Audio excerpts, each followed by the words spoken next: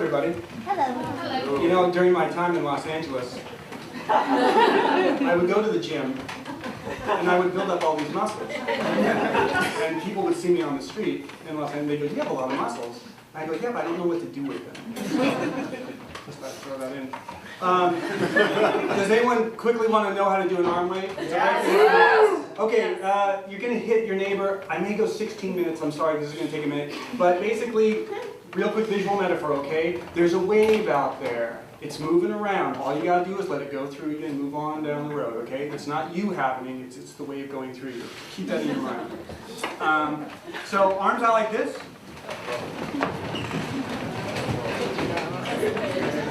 Arms out like this. We gotta make this quick, people. We got poems to read. Right hand first. If you're left hand, you can do that. But right hand first. Cock down. Let me get this right. Okay. Okay. Yeah. Okay. So cock down with the wrist up, and then after that, your elbow's gonna come up, and by that time, your hands can be doing that. So let's just practice that. You gotta feel it. It's important to feel it. You know what I mean? Like, you know when you're doing it, but then you feel it? It's important to feel it.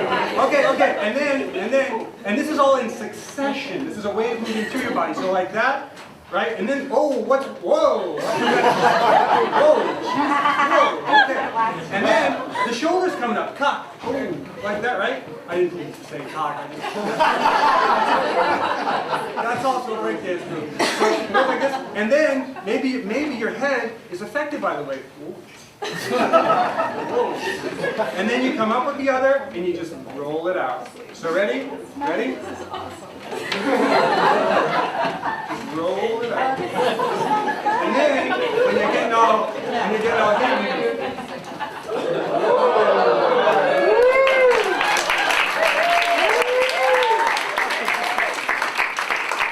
you know, I stand corrected. Building a lot of muscles is good for doing arm weight.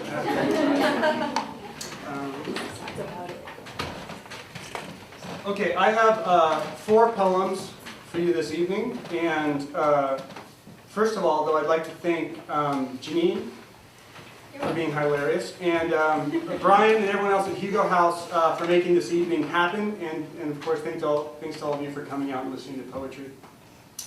A couple quick announcements before I start with the poems. First, because of the heightened literary energy that's condensed in this room, lightning may strike during this reading. In the event of a strike, those of you who can reach the walls, lay your palms flat on them and then hold the person next to you. When the bolt hits, the electricity will stream through all of us, and if we can keep our eyes open, we will see words illuminate beneath our skin, and for 1 second, we'll become a single, epic, fiery poem together. That's just simple science. Next, not everyone here tonight knows that the Hugo House was originally engineered to transform into a submarine and descend through a tunnel into Puget Sound. There is a button that triggers this, but the staff here has forgotten where it is. If you find the button, do not push it. If you push it, please decide who is going to steer, who is going to work the periscope, and who is going to keep our vessel tidy and democratically operating. Last, commemorative snow globes of this reading will be available at the merch table at the end of the night. In addition to capturing the magic of this room and its inhabitants in miniature, the globes also contain scale models of the homes we all grew up in, and stamped on the little mailboxes are the dates each of us first said the words, "I love you." The globes are 7 feet wide and weigh 500 pounds. So check those out. Okay, enough for announcements. This first poem was not actually inspired by my wife, whose name is Aurelia. If you want to say that, you can. Aurelia. It just kills me when it's just a great name. So, but she is we are due to welcome our first child into this world in August, and so I thought this was topical. It's called Cello Mother. What would it have been like to have a cello for a mother? To wake to her calling from downstairs in urgent octaves that the school bus won't wait. Then her telling you to button your coat as she looks for her keys and grumbles in F minor. She would be a melodious driver, her movements fluttering along the lines of the road, stopping and going in tempo. When she dropped you at the curb, the other families would stop to listen, her kiss extending in the air like a whale song. And your birth would have been easy when she retold the story. You gasping your first breath, her exhaling Mozart. Years later, when you came home for holidays, there would be minuet soup on the stove and the bread sliced in perfect eighths. And that night, as you unpacked your suitcase, she would stop at your doorway and pluck a lullaby for the monsters in the closet who have never gotten used to such sweet music.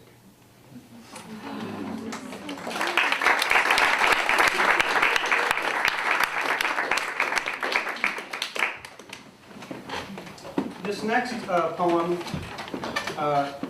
speaking of Aurelia, my wife, she sometimes said, where do you get the ideas to think of some poems? This one was the hardest to explain. In fact, I couldn't. It's called Saint Joan. I get home, and Joan of Arc is there again in our kitchen eating fettuccine alfredo. It's from a box, and the only thing she can stomach, saying in her sharp French that our bread and cheese is too English. It has been a week now. My wife and I have stopped asking how she got here. She doesn't know. And she has finally stopped staring out the windows, her sword drawn, the mask of her helmet pulled down. The few times I had heard of her, I always pictured her bigger and a tomboy, but she is willowy, a delicate nose, braided hair, except her eyes, which measure me, my clothes, the refrigerator. The next day, I hear her coming down the hall. The chainmail on her armor frightens the dog. She has found the iPad, has accidentally turned it on. Leaving dirty fingerprints, she nearly drops it, the screen making her face glow. I lean in, bring up Google Images, show a full-screen photo of Notre Dame Cathedral. Is this a window to God? She asks. Some people think so, I reply. Is this the only one in the world? She asks. No, I say, there are several more. We must collect all of them. She takes it away, spending weeks with it, hardly sleeping, Facebook, Twitter, the App Store, Pinterest, drawing on big construction paper, plans and maps and strategies she won't show to me. When we first explained that she was not in her homeland, she demanded we return her to continue the battles she had led. In the atlas, we showed her France and Seattle, across the ocean in the New World. Then showed her French news, England's royal family in People magazine, and then herself, a saint in a history book. And she took it in, fighting her tears and winning. When she goes to bed, I read about her, leading armies against the British, defying her male commanders, galloping horseback into swarms of artillery, and finally, my wife gasps when I show her Joan tied to the stake, wood piled at her feet, the crowd jeering, 19 years old in 1431. Every day, she asks if I pray. And when I say no, she pulls me down to my knees alongside her and says so many words so quickly, like water, that I wish I did know how to pray, wish I had no doubts. It will be a month before she says goodbye to my wife and the dog and leads me to the entryway, stops and whispers, "They burned me, but it didn't hurt." And she'll smile she'll open the door. The sun making her face glow, she'll slip the iPad into her satchel and offer me her sword as payment. Then she'll lower to one knee, head bowed, and at first I won't realize what I'm supposed to do, won't even know if I'm allowed to do it. But I'll take the sword and touch its blade to each of her small shoulders, and she will rise. What do you believe? She'll ask. I don't know, I'll answer. What do you fight for? I don't know. She'll turn, gathering her maps and plans, and walk out down the street. Soon, she will make it to your home. Be ready. Waste no time. And whatever she asks you to give it all.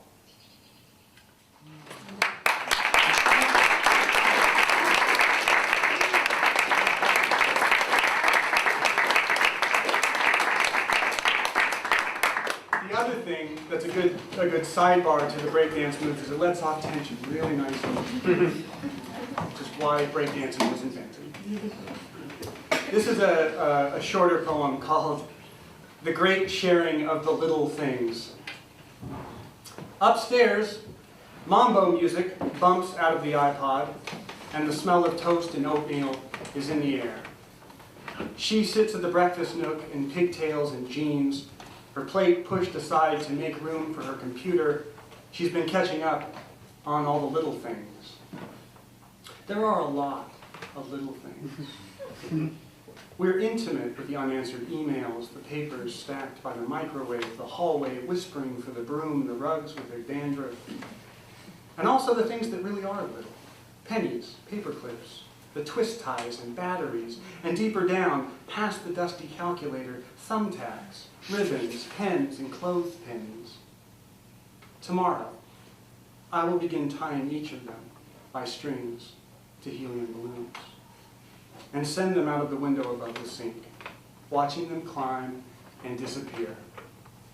Then, around Thursday of next week, I'll be working in the yard and look up to see balloons descending near the rhododendron and atop the neighbor's hedge, carrying seashells, tea leaves, matchbooks with foreign lettering, and the great sharing of the little things will have begun.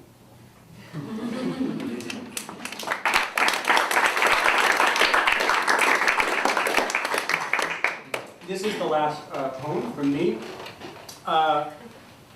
Several months ago I had the good fortune, and I mean this to do a little job hunting, which will humble you.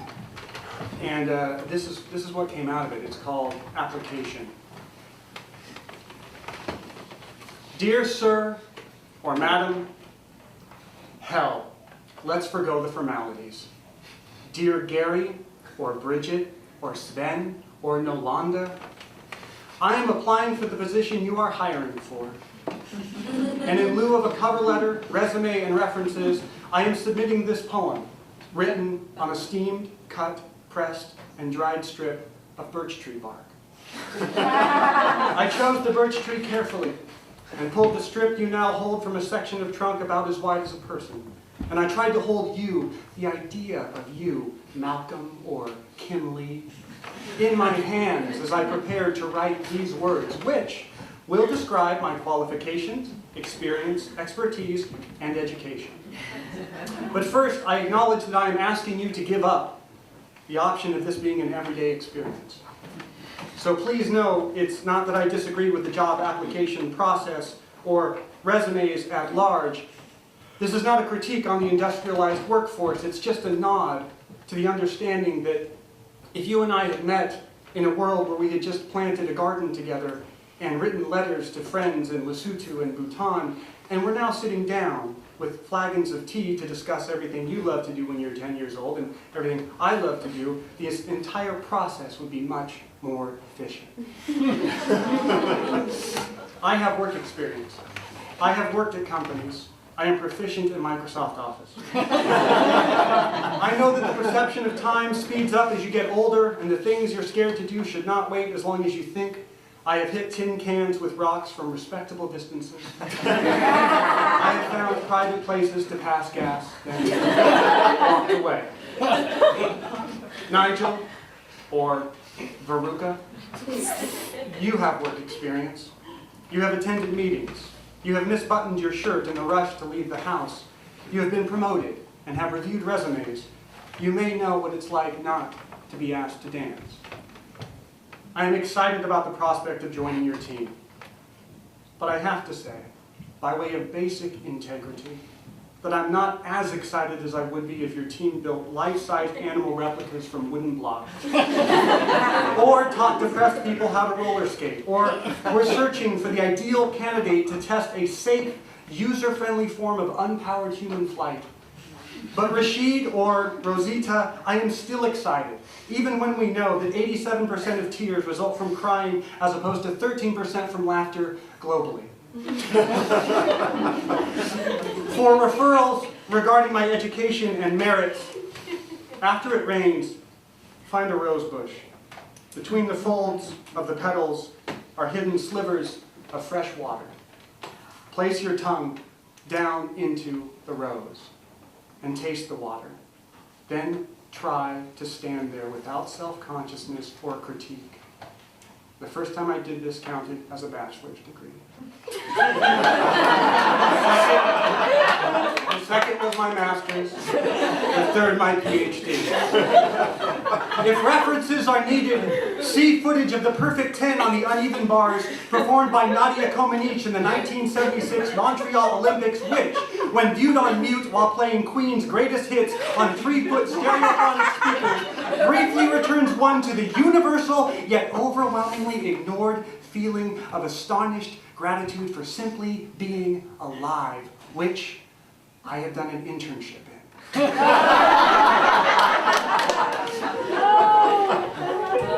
I thank you, Farouk, for considering me for this position. I will contact you, Asmita, in several minutes to follow up. You will know it is me by the flaming arrow that shoots past your office window. I will drive a stampede of horses down the avenue 3 blocks away so you feel the thunder in the carpet and know I am close. You will run to the rooftop. You will reveal your tuxedo or ball gown and drop banners down the sides of the building bearing portraits of spirit animals you painted yourself, and we, Abdallah, may wish to conduct this interview behind a waterfall, or while spooning applesauce to a sick child. We may wish to invite old friends we haven't spoken to in years. We may wish to shake hands. We may wish to hold that grip for an uncomfortably long time. We may wish, my truest, that we knew each other.